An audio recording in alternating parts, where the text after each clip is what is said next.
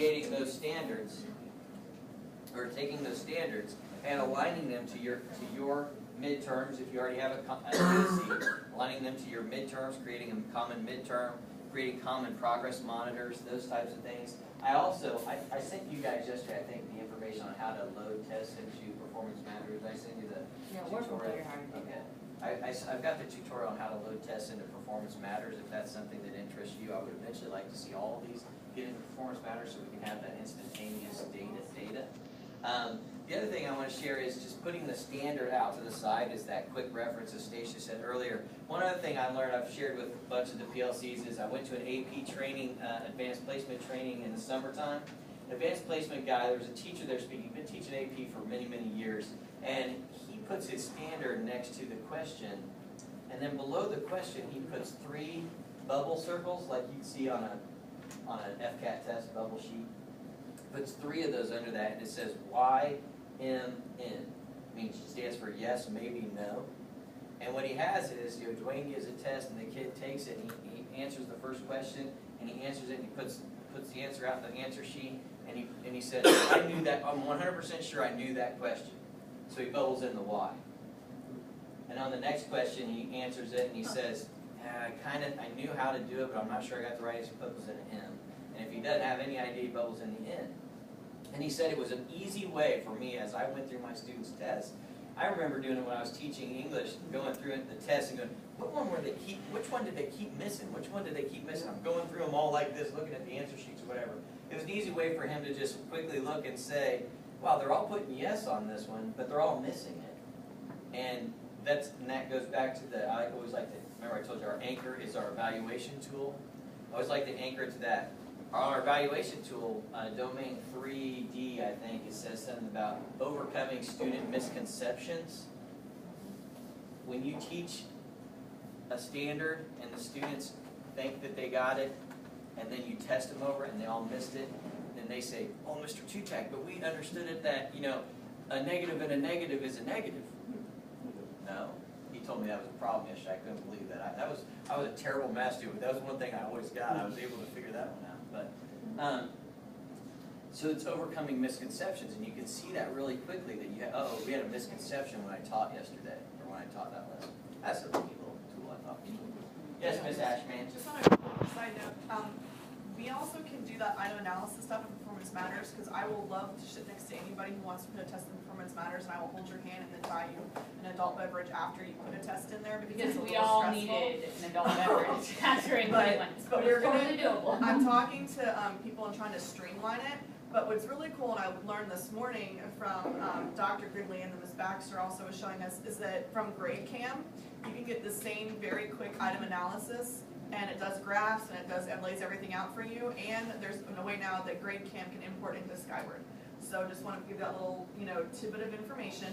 I was told, and that's going to be a best practice today, so just something to think about, if you can get this test to be multiple choice, we can at least show you how to make not only your grading life easier, but get some of that item analysis is also very easy to do. Okay. Yes, ma'am. Can you import graphics into GradeCam? The problem we have is in the Performance Matters and with Skyward is trying to get graphics in there. Right. GradeCam, you can make whatever test you want. It's the answer sheet that needs to be. It's like a Scantron. It's almost like like they can grade it very quickly, and you can get analysis from it, and it goes into Skyward. Performance Matters in Skyward. Skyward is. So a GradeCam, you make your normal test.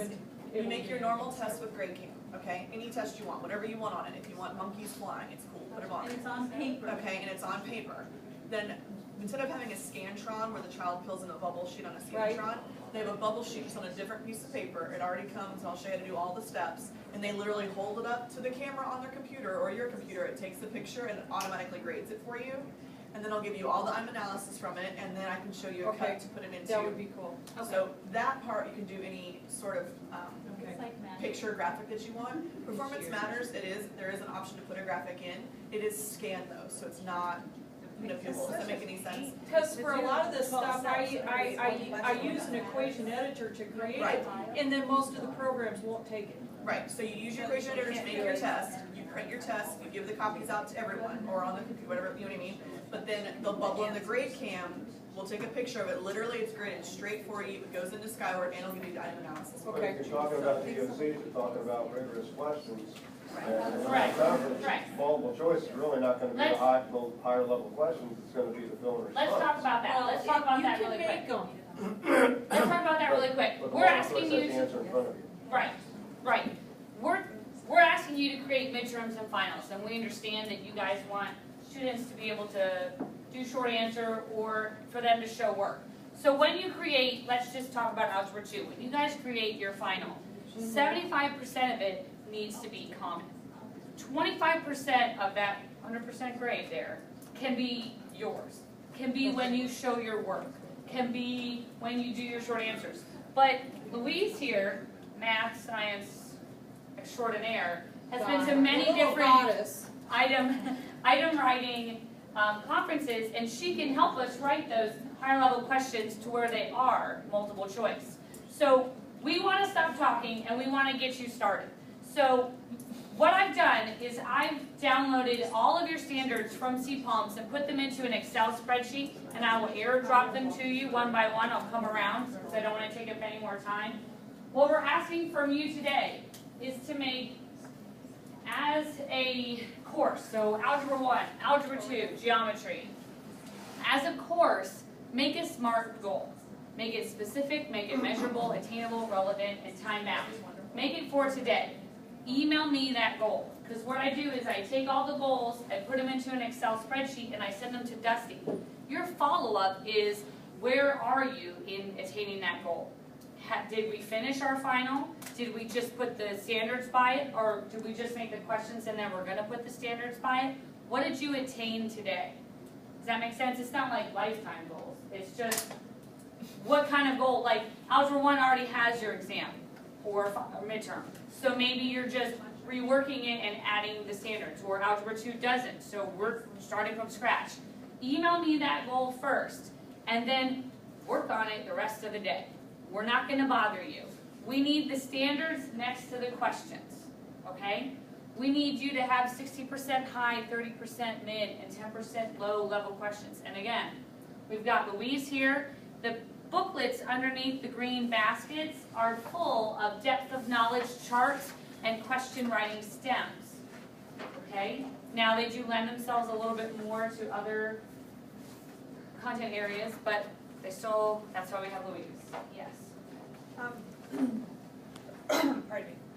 I know it's a little bit straying now from where we just left off, but once we have, and it's probably more to Dusty, once we actually have this common assessment created, who's to say that every teacher will adhere to it?